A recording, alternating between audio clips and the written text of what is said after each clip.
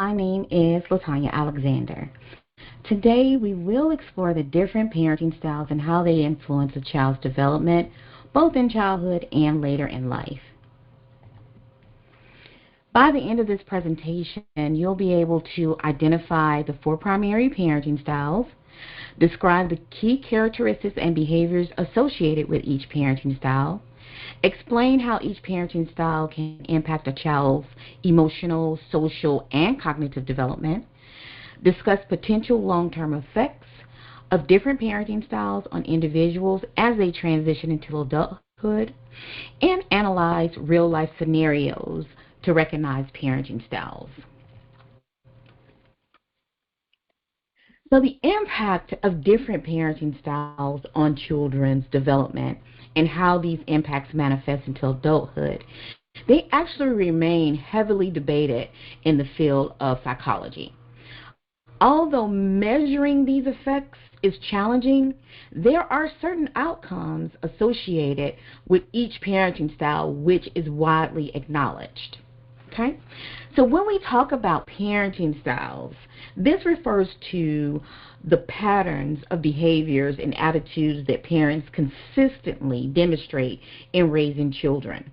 These styles play a crucial role in shaping a child's personality, a child's behavior, and overall development. Understanding different parenting styles help us to comprehend how they contribute to a child's emotional, social, and cognitive growth. It influences how children learn to interact with others, how they manage their emotions, and how they navigate challenges throughout their lives.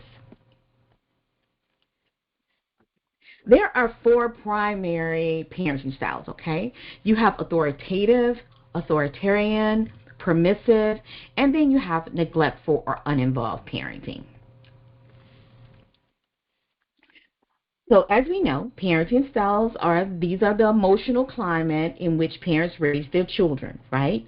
So there are two major dimensions that define parenting styles, which are warmth or responsiveness, and then we have that control or demandingness, okay?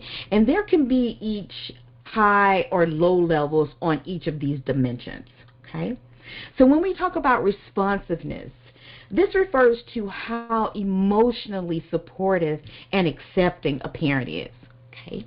So if you have a parent who has that high responsiveness, this means that the parent is attentive to the child's needs. Okay. They communicate openly. They show all of that love and that warmth and encouragement to the child. If you have a parent who has this low responsiveness, this means that the parent is like cold and distant. They have less emotional ability, right? And then we have demandingness or control. When we talk about demandingness of control, this is how much structure or discipline and expectations a parent actually provides to that child. Okay? So on the high level of demandingness, this means that the parent sets those clear rules and expectations. They actually monitor behavior and follow through with consequences. Okay? If you have a parent who has that low demandingness, this means that the parent has few rules and expectations, and they rarely enforce that structure or that discipline.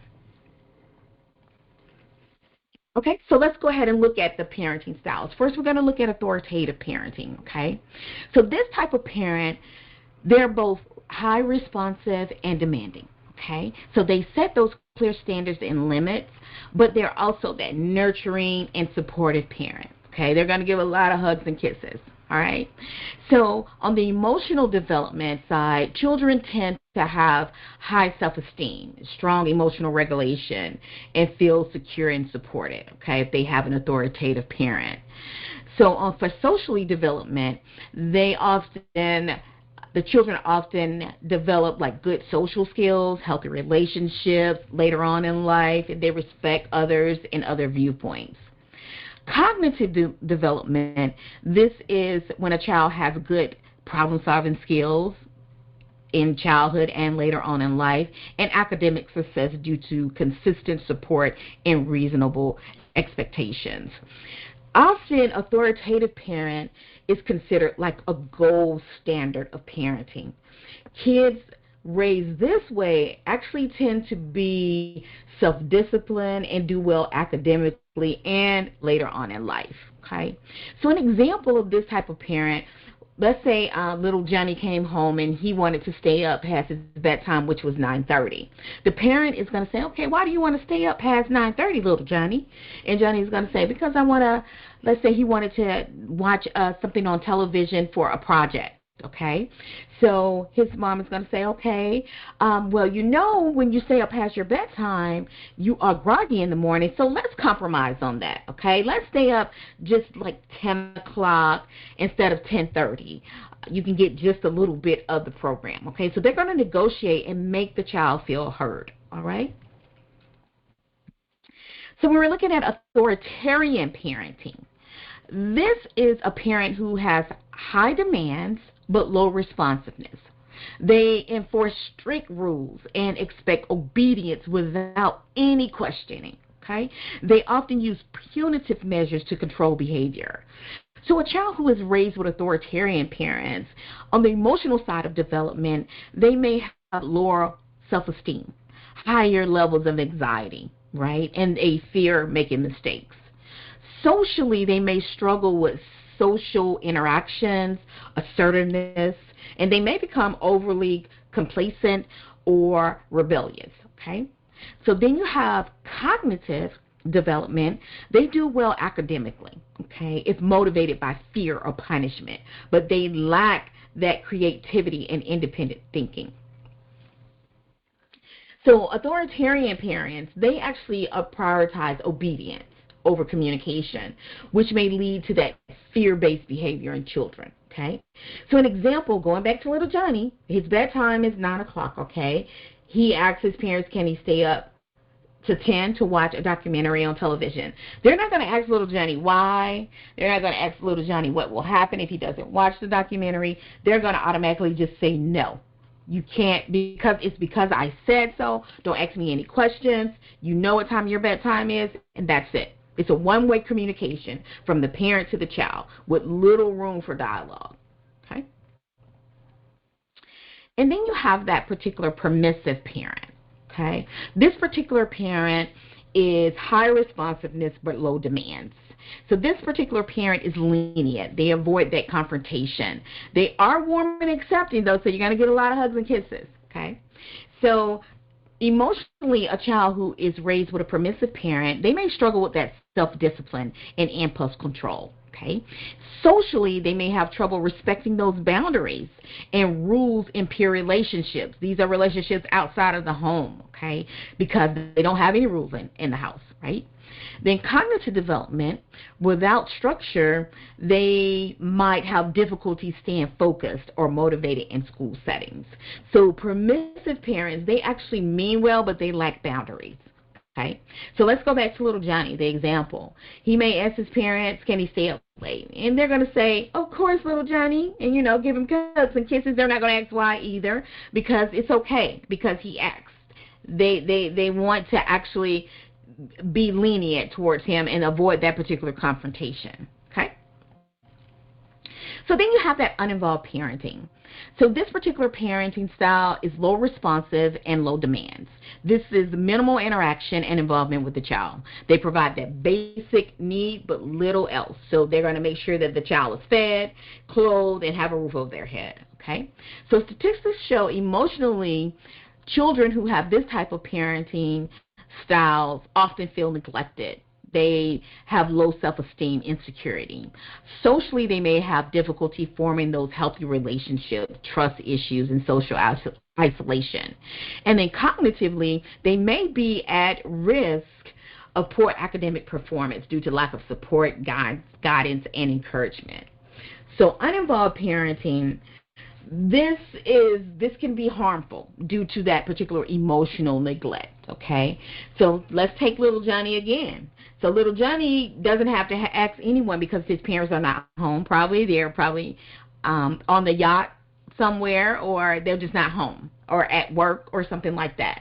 So he's just going to stay up and watch the documentary regardless, right? So he has no one to ask, and he probably does not even have a bedtime at this point. So Here's a pop-in discussion, my favorite part of the lecture. Okay, so I'll read the short parenting scenarios and you decide the parenting style. Feel free to stop the recording if you need a little bit more time to ponder over the answers. Okay, so number one, Sarah's mom sets clear rules about screen time, but also listens to Sarah's opinions. When Sarah asks for more time to finish a game, her mom negotiates an extra 15 minutes in exchange for Sarah completing her homework first. Sarah feels heard and Sarah feels respected. Which parenting style matches number one? Give you a couple of seconds.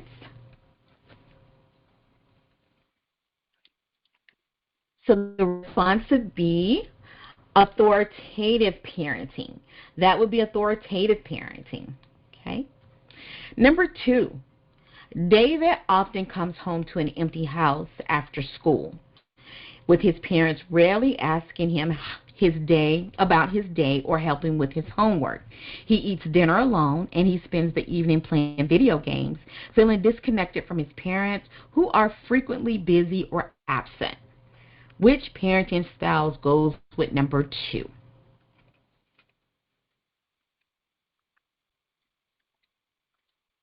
Okay, if you guess uninvolved parenting, you are correct. Great. Number three, Jason's dad insists that Jason finishes all his chores before playing outside. When Jason asks if he can do them later, his dad sternly says, "No argument. Do as I say." Jason feels frustrated and resentful, but obeys without further discussion. Which parenting styles reflects number three?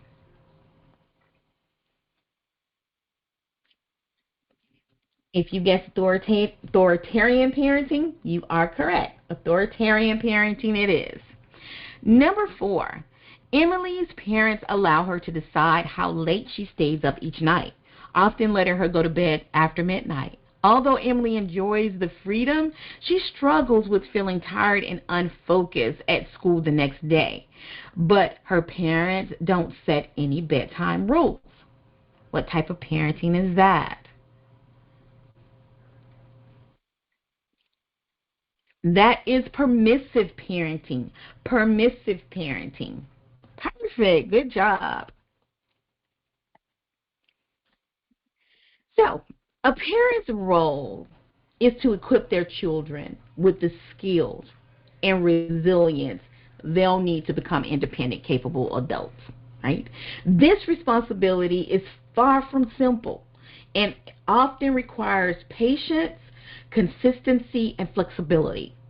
It's normal for parents to shift their approach depending on the situation and their child's unique needs. So you see this particular chart. You see authoritative, authoritarian, permissive, and uninvolved, neglectful. You see the levels of responsiveness and the levels of demanding.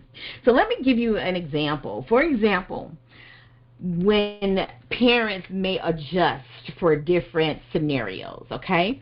For example, when a child's safety is at risk, such as crossing a busy street or interacting with strangers, a parent may adopt a strict, no-nonsense authoritarian style that leaves no room for negotiation, right?